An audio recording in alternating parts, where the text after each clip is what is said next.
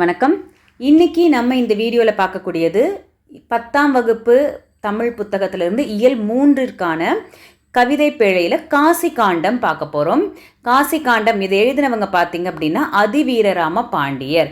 காசி காண்டம் அப்படிங்கிறது என்ன அப்படின்னா காசி நகரின் பெருமைகளை கூறக்கூடிய ஒரு நூல் தான் காசி காண்டம். காசி நகரத்தின் பெருமைகளை கூறக்கூடிய ஒரு நூல். இந்த நூலில் எதெல்லாம் சொல்லியிருக்காங்க அப்படின்னு பார்த்தோம்னா, துறவு, இல்லறம், பெண்களுக்குரிய பண்புகள், வாழ்வியல் நெறிகள், மறுவாழ்வில் அடையும் நன்மைகள் ஆகியவற்றை பாடுவதாக அமைந்துள்ளது. ஸோ இந்த காசி காண்டம் அப்படிங்கிறது காசி நகரத்தை பற்றி அதனுடைய பெருமைகளை கூறுது. அது மட்டும் இல்லாமல் இங்கே துறவு எப்படி இருக்கும், இல்லறம் எப்படி இருக்கணும், பெண்களுக்குரிய பண்புகள் என்னென்ன, வாழ்வியல் நெறிகள், டிசிப்ளின் லைஃப் இருக்கு இல்லையா, வாழ்வியல் நெறிகள், மறுவாழ்வில் அடையும் நன்மைகள், இவை எல்லாத்தையுமே இங்கே பாடுவதாக நமக்கு சொல்லியிருக்காங்க. இதில் உள்ள இல்லொழுக்கங்கள் கூறிய என்ற பகுதியின் 17வது பாடல் தான் நமக்கு பாடப்பகுதியாக அமைந்திருக்கு. ஸோ இதில் நம்ம இத்தனை விஷயங்கள் பேசியிருக்காங்க இல்லையா, இதில் இல்லொழுக்கங்கள் கூறிய அப்படிங்கிற பகுதியிலிருந்து 17வது பாடல் நமக்கு கொடுத்துருக்காங்க. இங்கே இந்த பாடலில் என்ன சொல்லியிருக்காங்க அப்படின்னா, ஒரு விருந்தினர் வீட்டுக்கு வந்தாங்க அப்படின்னா அவங்க கிட்ட நம்ம செய்யக்கூடிய 9 விஷயங்கள் என்ன, அவங்கள எப்படி பேணி அவங்கக்கிட்ட எப்படி பேசணும், அவங்கள எப்படி வரவேற்கணும், அவங்களோட எப்படி இருக்கணும், எப்படி அவங்கள வழி அனுப்பி வைக்கணும் அப்படின்னு ஒரு 9 விஷயங்களை இங்கே சொல்லியிருக்கிறாங்க. இதை பாடினவர் அதிவீரராம பாண்டியர். கொற்கையின் அரசர் அதிவீரராம பாண்டியர். நம்ம நினைப்போம் பாடல் எழுதுகிறவங்க எல்லாருமே புலவர்களாக தான் இருப்பாங்க அப்படிங்கிறது. ஆனால் அப்படி கிடையாது. இந்த அதிவீரராம பாண்டியர் யார் அப்படின்னா கொற்கை நாட்டின் அரசராகவும் இருந்திருக்கிறாரு, அதோடவே சேர்த்து தமிழ் புலவராகவும் இருந்திருக்கிறார். இவர் இயற்றிய நூலே காசி காண்டம். இவரின் மற்றொரு நூலான வெற்றி வேர்க்கை என்று அழைக்கப்படும் நருந்தொகை. நருந்தொகை அப்படிங்கிறது நம்ம நிறைய இடத்துல படிச்சிருப்போம், ஆனால் அது இன்னொரு பேர் வெற்றி வேர்க்கை அப்படிங்கிறது தெரிஞ்சுக்கணும். சிறந்த அறக்கருத்துக்களை எடுத்துரைக்கிறது.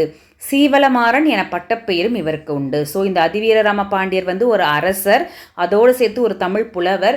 அவருக்கு இருக்கக்கூடிய பட்டப்பெயர் சீவலமாறன் என்ற பட்டப்பெயர்.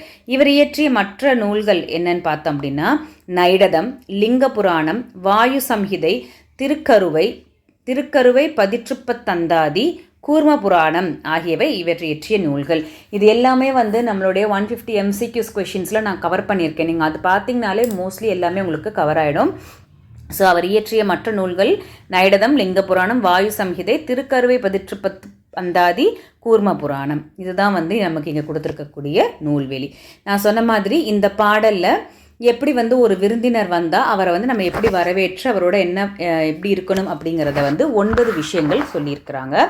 விருந்தினனாக ஒருவன் எதிரின் வியத்தல், நன்மொழி இனிது உரைத்தல், திருந்துர நோக்கல், வருக என உரைத்தல், எழுதல், முன்மகிழ்வன செப்பல், பொருந்து மற்று அவன் தன் அருகர இருத்தல், போமெனில் பின் செல்வதாதல், பரிந்து நன் முகமன் வழங்கல், இவ்வொன்பான் ஒழுக்கமும் வழிபடும் பண்பே. 9 விஷயங்கள் இங்கே சொல்லியிருக்காங்க. அதுதான் இங்கே இவ்வொன்பான் அப்படின்னு சொல்லியிருக்காங்க. இது எல்லாமே இல்லொழுக்கம் கூறிய அப்படிங்கிற பாடலேருந்து 17வது பாடலாக நமக்கு கொடுத்துருக்காங்க. இது என்ன எக்ஸ்பிளைன் பண்ணுது அப்படிங்கிறத நம்ம பார்க்கலாம்.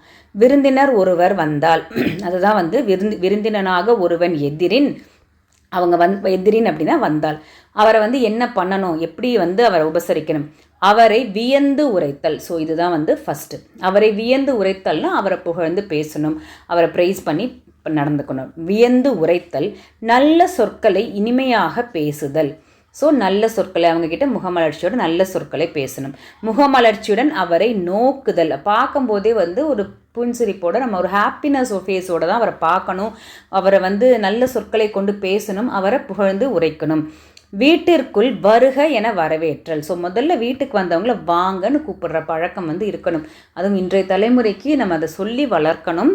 வீட்டிற்குள் வருக என்று வரவேற்றல். அவர் எதிரில் நிற்றல், வாங்கன்னு சொல்லிட்டு நம்ம பாட்டு போய் நம்ம வேலையை பார்க்கக்கூடாது.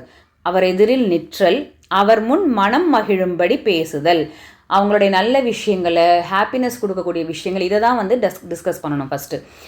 அவர் அருகிலேயே அமர்ந்து கொள்ளுதல், இது அவர் மனம் மகிழும்படி பேசுதல் 7வது.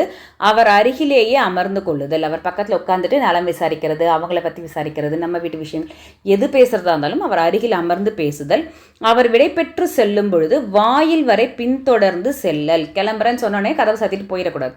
அவங்க போய் அந்த காரில் ஏறாங்களோ இல்லை வெளியில் போகிறாங்களோ வாசல் வரைக்கும் போயிட்டு வாங்க அப்படின்னு சொல்லி அனுப்புதல். விடைபெற்று செல்லும் பொழுது வாயில் வரை பின்தொடர்ந்து செல்லல், அவரிடம் புகழ்ச்சியாக முகமன் கூறி வழி அனுப்புதல். அவர்கிட்ட நல்ல விஷயங்களை பேசி அவர் வழி அனுப்பி வைக்கணும். இதுதான் வந்து நலம் விசாரித்து வழி அனுப்பி வைக்கணும். இதுதான் வந்து 9 விஷயங்களாக ஒரு விருந்தினர் வந்தால் நம்ம செய்யக்கூடியது அப்படின்னு சொல்கிறாங்க. இந்த 9ம் விருந்தோம்பல் செய்யும் இல்லற ஒழுக்கமாகும் அப்படிங்கிறது தான் வந்து சொல்லியிருக்காங்க. என்னெல்லாம் பண்ணணும்? வியந்து உரைத்தல், நல்ல சொற்களை இனிமையாக பேசுதல், முகமலர்ச்சியுடன் அவரை நோக்குதல், வீட்டிற்குள் வருக என வரவேற்றல், எதிரில் நிற்றல், அவர் முன் மகிழும்படி பேசுதல், அருகிலேயே அமர்ந்து கொள்ளுதல், விடைபெற்று செல்லும் பொழுது வாயில் வரை பின்தொடர்ந்து செல்லல், அவரிடம் புகழ்ச்சியாக முகமன் கூறி வழி அனுப்புதல். இந்த 9 விஷயங்களும் நீங்கள் ஒரு வீட்டுக்கு வராங்க ஒருத்தர் அப்படிங்கும்போது அந்த ஆர்டர்லேயே ஞாபகம் வச்சுக்கோங்க. நீங்கள் இதை படிக்கும்போது உங்களுக்கு பிடிச்சவங்க யாரோ வீட்டுக்கு வராங்க, அவங்கக்கிட்ட நீங்கள் எப்படி நடந்துப்பீங்க அப்படிங்கிற மாதிரி இமேஜினேஷனில் படிச்சிங்கன்னா இது மறக்கவே மறக்காது. ஓகேவா? இதுதான் வந்து இந்த பாடலின் பொருள். இதுதான் நமக்கு இங்கே காசி காண்டம் அப்படின்னு கொடுத்துருக்கக்கூடிய பாடல். இதை எழுதியவர் அதிவீரராம பாண்டியர். அவருக்கு சீவலமாறன் என்ற பெயரும் உண்டு. அவர் ஒரு அரசர் மற்றும் புலவரும் கூட. எதிரின் அப்படின்னா வந்தால், ஒருவர் எதிரின் அப்படின்னு வந்திருக்குல்ல, வந்தால். திரிந்துர நோக்கல், திரிந்துர நோக்கல் அப்படிங்கிறது மகிழ்ச்சியாக பார்த்தல். செப்பல், செப்பல் என்றால் கூறுதல். அருகுர, அருகுர என்பது அருகில். முகமன், முகமன் வழி அனுப்பும் சொல்லுவோம்ல, முகமன் ஒருவரை நலம் வினவி கூறும் விருந்தோம்பல் சொற்கள். நலம் விசாரித்து போயிட்டு வாங்க, மறுபடியும் வாங்க, அடுத்த தடவை வரும்போது எல்லாரையும் கூட்டிகிட்டு வாங்க, இந்த மாதிரி சொல்லி அனுப்புகிறோம் இல்லையா, அதுதான் வந்து முகமன். இதுதான் வந்து இங்கே நமக்கு காசி காண்டம். இதில் வந்து நன்மொழி இலக்கண குறிப்பு கொடுத்துருக்காங்க. நன்மொழி என்பது பண்புத்தொகை. பண்புத்தொகை என்பது எப்பயுமே அந்த விரிந்து வரும் நன்மை, நன்மையாகிய அந்த மாதிரி வருதுல, நன்மை கூட்டல் மொழி நன்மொழி. வியத்தல், நோக்கல், உரைத்தல், எழுதல், செப்பல், இருத்தல், வழங்கல், இந்த மாதிரி தல் இப்படி முடிகிறது எல்லாமே பார்த்திங்கன்னா தொழில் பெயர்கள். வந்து என்பது வினையெச்சம். ஏன்னா அது வந்து எச்சம் முடியாமல் இருக்குது, ஒரு வினை முடியாமல் இருப்பதனால அது வினையெச்சம். பகுபத உறுப்பிலக்கணம் வந்து நான் தனியாக ஒரு பர்டிகுலர் வீடியோவாகவே போடுறேன், அதில் வந்து நான் எக்ஸ்பிளைன் பண்ணுறேன். ஓகேங்களா? ஸோ இது வந்து காசி காண்டம். அடுத்து நம்ம முத்துக்குமார சுவாமி பிள்ளைத்தமிழ் பார்க்கலாம்.